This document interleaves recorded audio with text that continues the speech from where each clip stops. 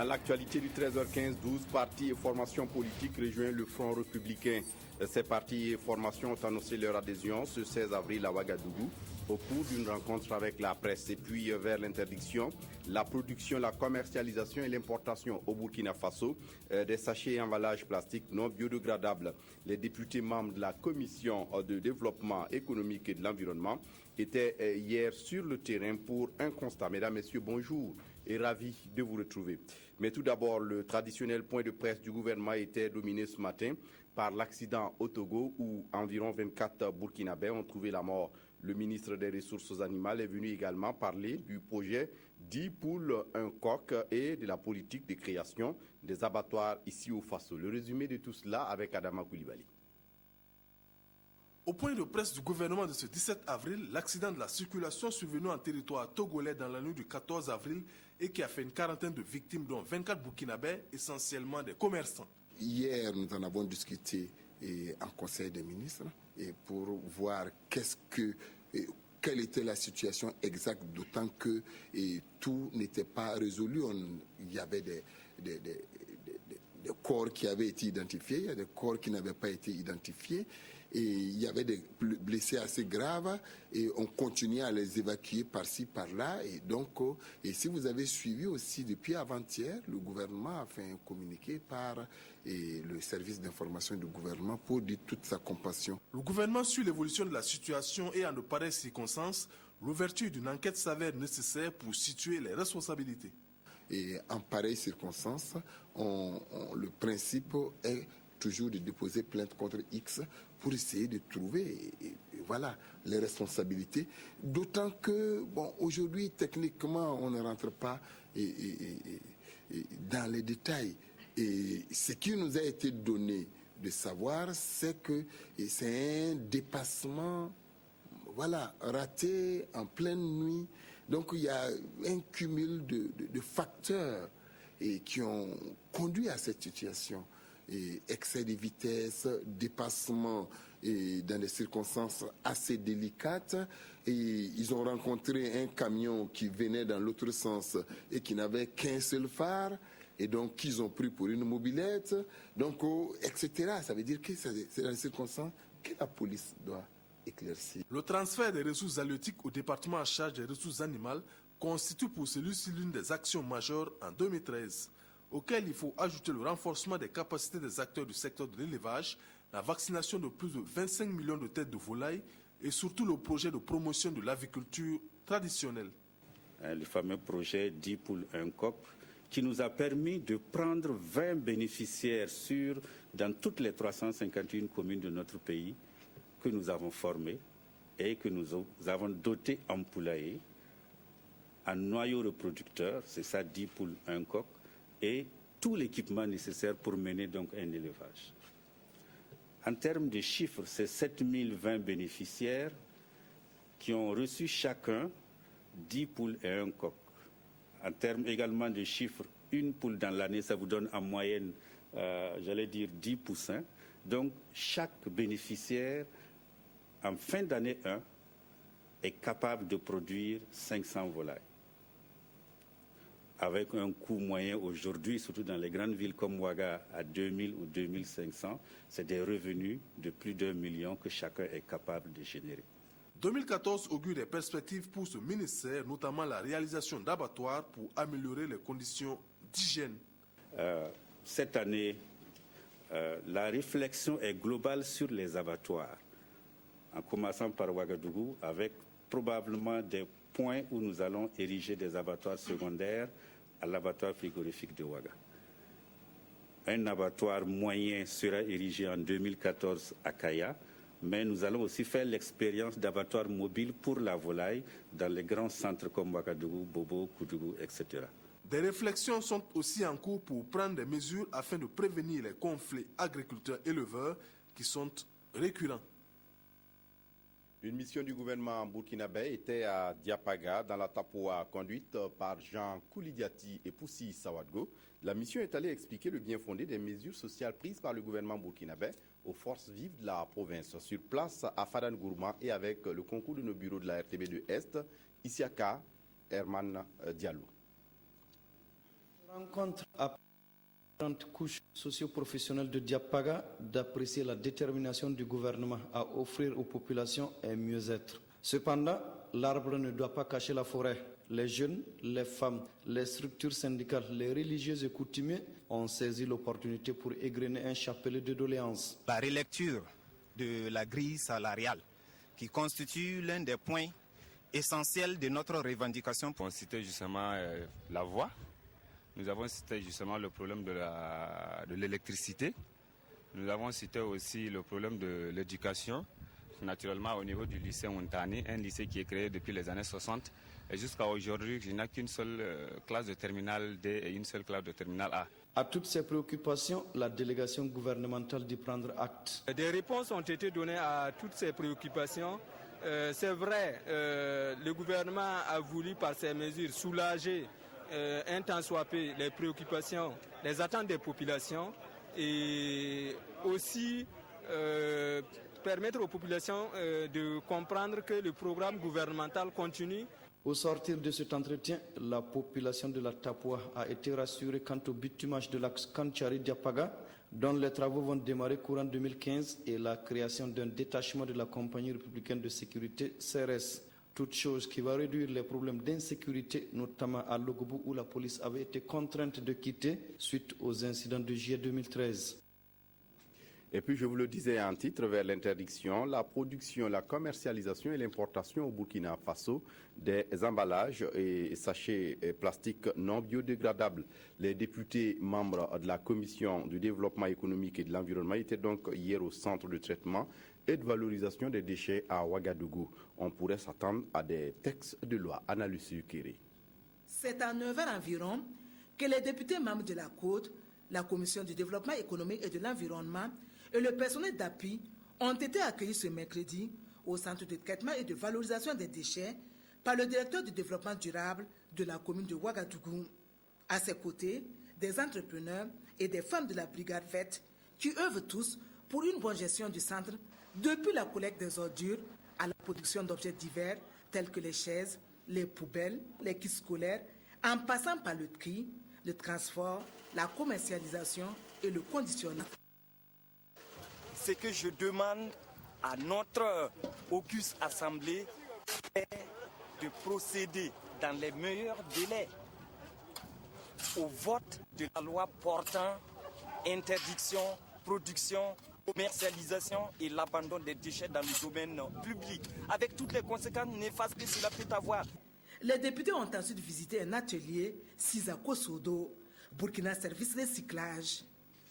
J'ai commencé le travail à Somgane. Je suis allé à Tangé. De Tangé, je suis allé à Somgane. De Somgane encore, je suis revenu à Kosodo. Actuellement, je suis encore dehors. Je ne sais pas, je n'ai pas place pour travailler. Je ne sais pas où aller maintenant. Il sera intéressant que le ministère du Commerce trouve vraiment un site adéquat pour vraiment encourager ces bonnes volontés, ces acteurs qui travaillent vraiment dans le domaine de l'environnement à créer de l'économie dans notre pays. Amadou Sanon et ses collègues tirent de riches enseignements après la visite des deux sites de valorisation des déchets industriels et mélangés notamment. Nous avons présenté des produits, par exemple des matériels comme en plastique, des règles, des équerres d'écoles qui produisent. Je pense que ce serait très bien que le ministère de l'Éducation s'approvisionne auprès de ces structures-là. Ça permettrait de booster, n'est-ce pas, cette transformation. Et j'ai vu aussi qu'ils produisent des poubelles. Pourquoi pas les administrations et ainsi de suite, plutôt que d'aller commander des plastiques en poubelle. Face aux difficultés que les acteurs de terrain rencontrent, les membres de la Côte pourraient interpeller le gouvernement pour qu'il soutienne leurs activités. Un élément qui finit en queue de poisson au Burkina Faso dans l'actualité aux 12 partis et formations politiques rejoint le Front républicain, parmi lesquels l'UFC de Issa Balima, l'UDD de Toubo Clément Dakio et le RDF de Salvador Yamiogo.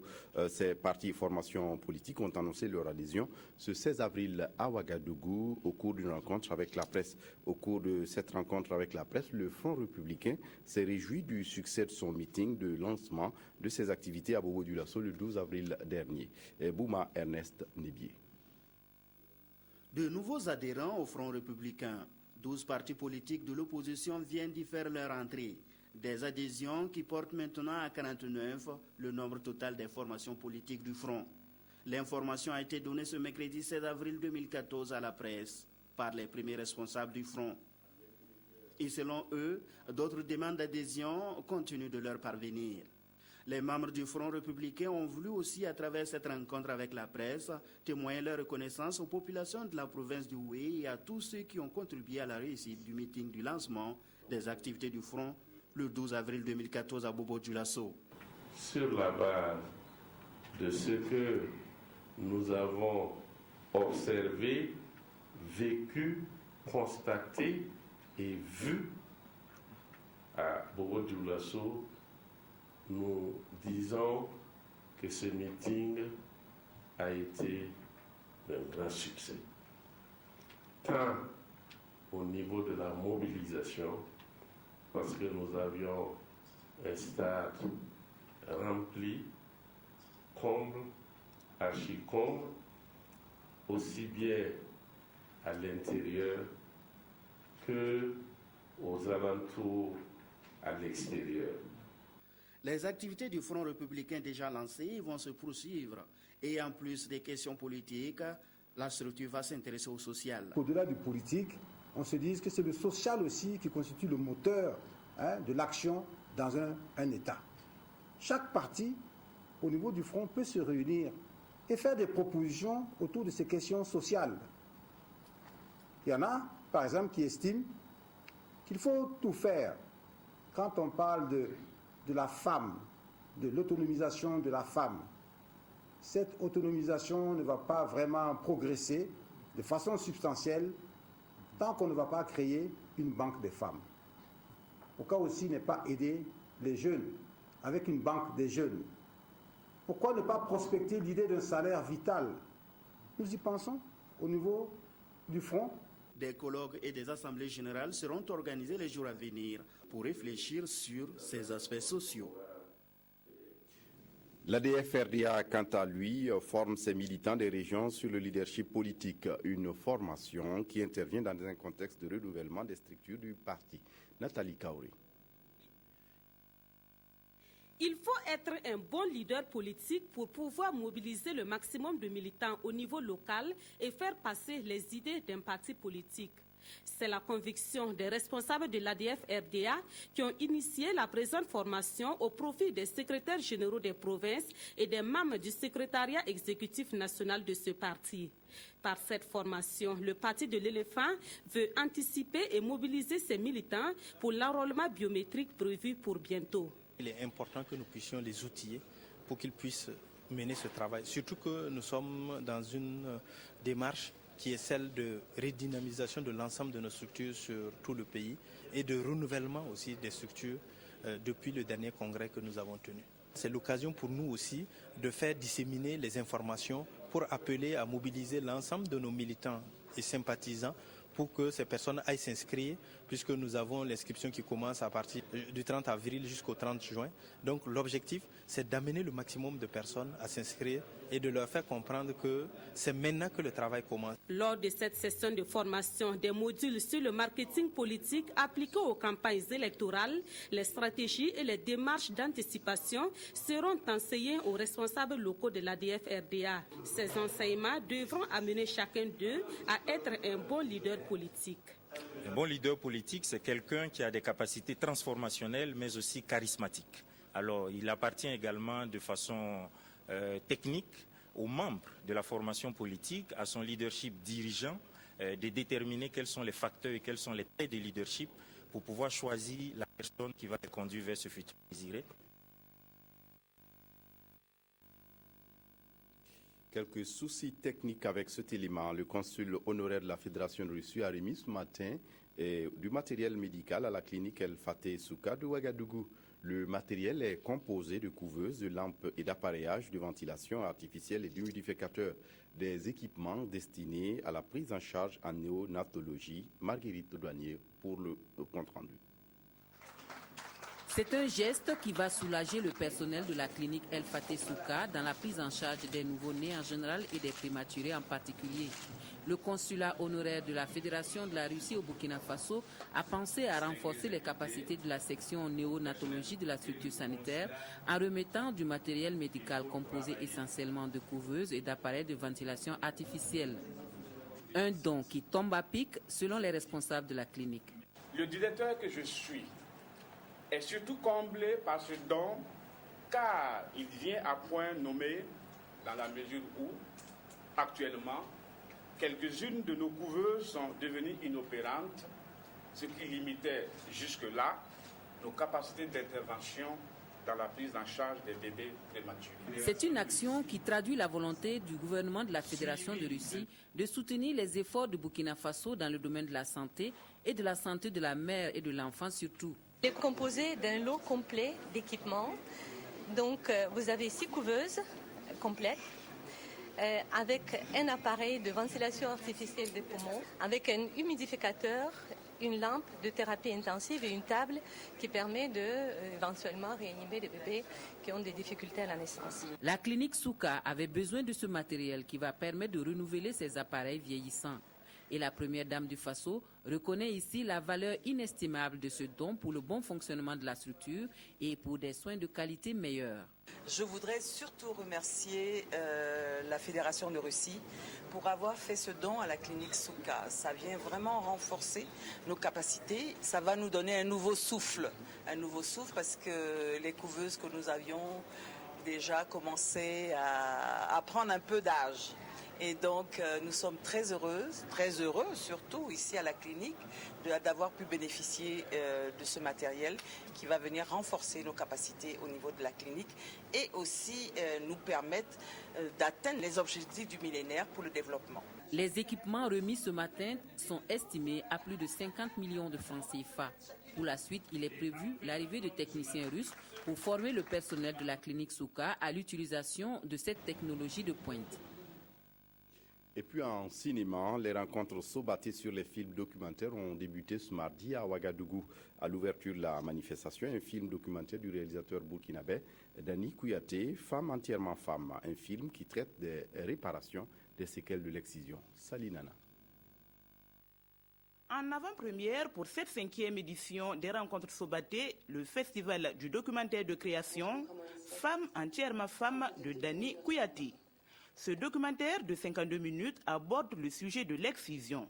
Il donne la voix à des femmes qui témoignent de leur combat pour devenir des femmes entières.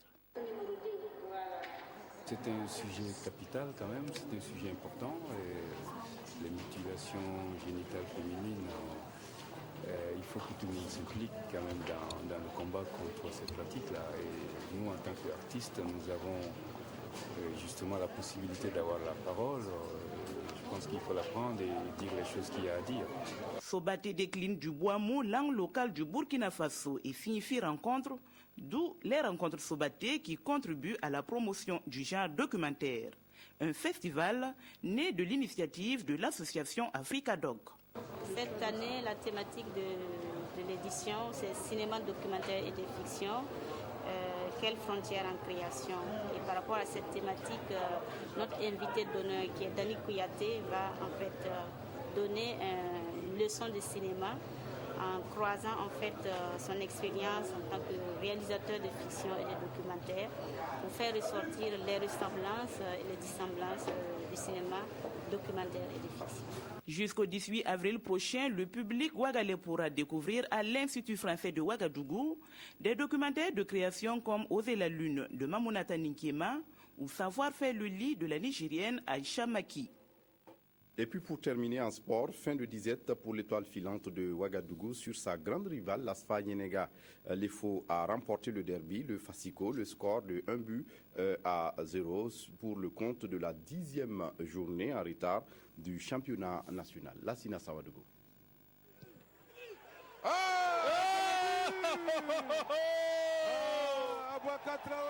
Aboubakar Traoré, quel missile! Un but de Aboubakar Traoré venu de nulle part pour mettre fin à 6 ans de disette et de frustration de l'étoile filante de Ouagadougou face à sa légendaire rivale, l'Asfa Yenega. Un but qui a fait vibrer la poignée de supporters stylistes qui surfent désormais sur une bonne dynamique depuis la victoire face à l'AS Sonabel.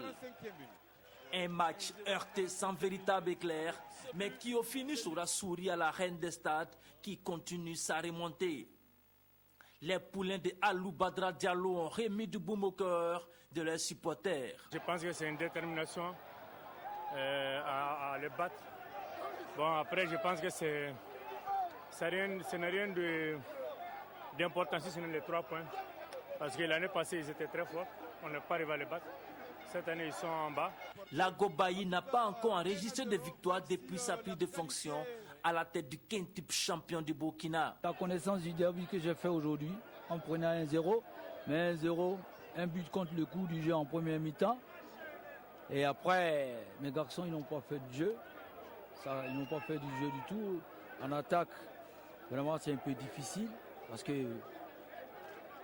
il n'y a même pas d'attaquant. Avec cette victoire, l'étoile filante de Ouagadougou rejoint l'USFA à la 2e place du classement avec 27 points. Les militaires, grâce à une meilleure attaque, sont dauphins de l'ASB 28 points et leaders du Faso Foot. En première rencontre, cette fois pour le compte de la 13e journée en retard, le RCK a pris 3 précieux points face à l'USCO de Banfora, battu 2-0 grâce à Blaise Yamego et à Arsène Nikema. Les Faucons ont aussi 27 points et sont désormais 4e du Faso Foot. Ça fait quand même des années que l'EFO n'a pas gagné l'ASFA. Bravo pour les stylistes. J'espère que je ne ferai pas de jaloux. C'est la fin de cette édition. Merci de l'avoir suivi. Très bonne suite de programme sur la RTB. Au revoir.